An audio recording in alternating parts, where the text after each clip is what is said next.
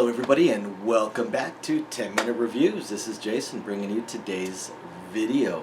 And today I want to talk about a book that we've already talked about, an author we've already talked about in the past, just recently actually, and I want to talk about the next book in his series. I'm talking about S.W. Douglas. As always, please hit the like and subscribe buttons. We're just starting out as a channel, and we would appreciate everybody that wants to support us. So S.W. Douglas. So I want to talk about book 2 in his Guild Files series. As you notice, I have a slightly different setting. We've got the kid asleep right now. I can't film in our library. So I'm going to talk about 4 things. I'm going to talk about the character, the world, the characters, the plot, and the writing.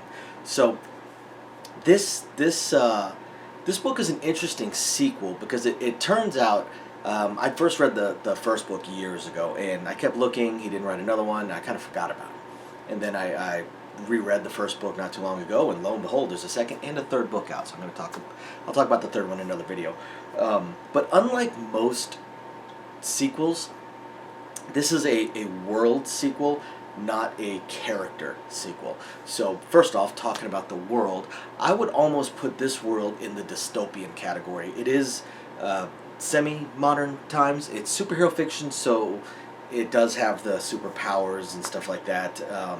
But it's almost dystopian in a way. The world is pretty messed up. The superheroes have been around for a long time. Some of them have ages in the thousands of years, especially magical created ones, and there's demigods and stuff like that. And the world is basically, or the superpowers, basically split into 2 main ones: the Heroes Guild and the Villains Confederation. I believe it's Confederation. And the thing is, though, the heroes, they're really not heroes. Most of them are absolute pieces of crap, which is really explored in the first book with a character that was almost god level, that was just sick and tired of how corrupt and villainous the heroes were. Not that the villains are any better, because they absolutely are not. So, and of course there's the shadow organizations, Alpha Zulu, which was in the first book. You know, the government, of course. Although the government is kind of handicapped when it comes to the supers, because they're just some of them are just so powerful. Now the characters. This is also where it gets interesting with this series, or at least with this book, is that the book is split, I can't say into 2 because it's about 80%, 20%, but it actually has 2 characters. It follows 2 different stories. And the first character, his name is Sean, won't worry about his superhero name, while the second character ends up going by the name Banshee. Sean is a very, very, very, very old magic-based super, whereas Banshee is a very, very young high school aged super that is kind of a legacy super. His father was a Heroes Guild member. You know, the supers are, in this world, many of them are seen as second-class, even third-class citizens, bullied, beaten. You know, it's all in all, the world it's a very bleak, dark, ugly world, and the characters are just the product of that type of world. Now, the plot is interesting because this is the first time that I've kind of seen this series start to intertwine a few different things. It has almost no callbacks to Subject 12, which is pretty interesting, except for a couple of the main, not main characters, but a couple of the higher up echelon within the Heroes Guild. They get mentioned once or twice, but that's it. This moves away from the previous settings of mainland US and goes to Alaska as the primary setting. So basically the middle of nowhere.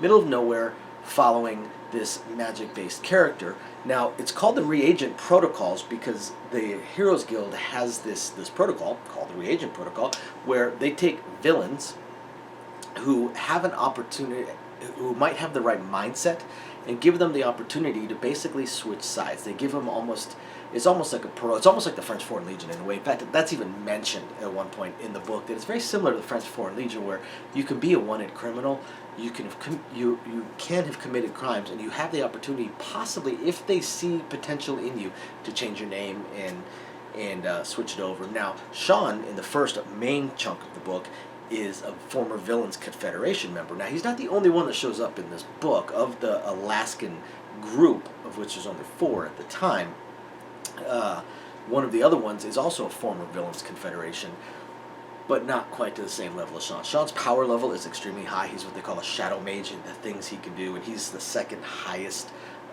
ranking of mage, and only because he has refused to take the final test.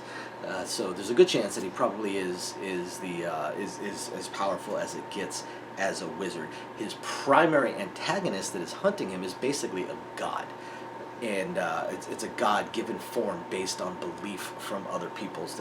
And this god is even older than Sean is. And again, Sean's a couple centuries old, and he's gone to Alaska to attempt to find this magical artifact, basically. And as things move along, and there's corruption within the Heroes organization, there's traitors, there's he starts acting as a mentor towards the leader because they're a magic-based superhero as well. Come to find out that Sean is not only fairly high up in the Villains Confederation. Before he left, he actually helped found it. He was actually the number 2. And it kind of goes from there. Now it ends with a traitor and an event and information that he passes on. Now the second story doesn't seem like it connects at first. It's a younger child, bullied, ends up lashing out, hurts somebody with their powers, goes to the Heroes Guild. They recognize him as the child of a former Heroes Guild member. They kind of sense what's going on. So they sort of in a roundabout way encourage him to change his name, to lie to them, and join the Heroes Guild under their Reagent Protocols. This character, and this is a very, very short, this is almost a short story, it's not even a novelette, it's a short story at the end of the book. This character ends up dying fairly quickly, and he ends up dying in an attack that is based off that information that was leaked in the first book. Disappointingly to me, the third book doesn't follow up on it. It briefly touches on it, but it doesn't follow up on it. But you know, that's your general plot line. As far as the writing, S.W. Douglas writes fantastic. He's very, very character driven. He writes really good combat, and especially superhero combat, especially since this time around he added magic into it. The first book was your straight superhero, you know, a couple small logical plot holes just because the character was a little too powerful. But this time around, while there are superpowers in it, he goes much more onto a mystical side. You know, the main characters, 2 of the main characters are magic based. The main antagonist is almost faith based and magic based. There's also a werewolf character in it, and it turns out there's actual werewolf families, werewolf clans out there. And of course, then you have, you know, your classic speedsters and your elementals and, you know, your Rockman and stuff like that. But it's interesting because he manages to write, you know, within the same genre, but he almost takes a 90-degree turn and stops writing about superheroes and starts writing more about supernatural within superheroes world, which is very, very interesting. He definitely writes very snarky characters. He writes very bleak. It's a very bleak world, very bleak atmosphere. Nobody trusts anybody for good reason. At any point, anybody can stab anybody in the back, and but it's not those characters. It's the world. He's written this very, very bleak dystopian world. So if you guys are fans of superhero fiction, if you guys like bleaker, darker stuff, but still somewhat witty conversation and dialogue, you got to check it out. You got to check out S.W. Douglas's From the Guild Files. Book 1 was Subject 12. Book 2 that I'm talking about today is the Reagent Protocol. I will talk about Book 3 coming up very, very, very soon. Thank you everybody for watching. Don't forget to hit that like and subscribe buttons, and we will catch you guys next time. Bye!